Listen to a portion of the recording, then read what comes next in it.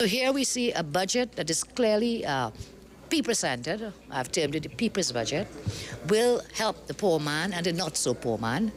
Prime Minister Kamla Persad-Bissessar reacting immediately after the presentation of the 2013 budget, but the talk of the town is the partial removal of the fuel subsidy on premium gasoline. I'm advised that only about 6% of the motoring public will be affected by the lifting of the subsidy on premium gas.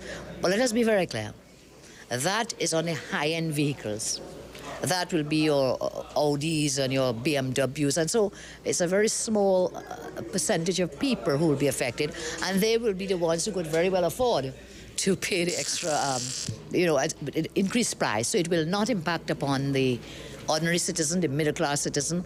The Prime Minister says it is justifiable because the government needs the revenue to fund necessary programs. She says the removal of the subsidy as a whole would have led to inflationary pressure. The other big issue, the removal of VAT on food items. The Prime Minister says there are literally thousands of items that will now be zero-rated by this move. I am being advised there are about 7,000 items of food that would not have been included in those 50.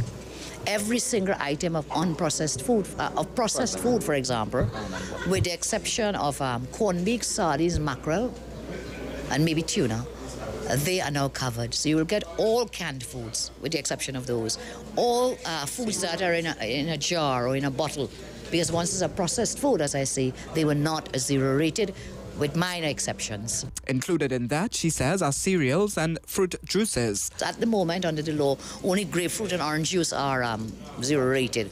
And Morbi. So you'll have all fruit juices. We produce a lot of local fruit juices, orchards. You will see them, all the various ones. When you talk about tea, at the moment, only coffee is zero-rated. What about tea? Many Trinidadians drink tea. What about all the health teas that people are now having? So tea.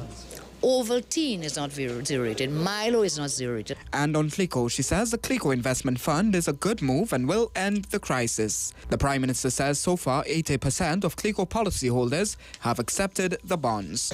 And I suspect when this CIF is set up and they can put those out onto the stock market, that all the holders of those types of policies, they will come into the fold.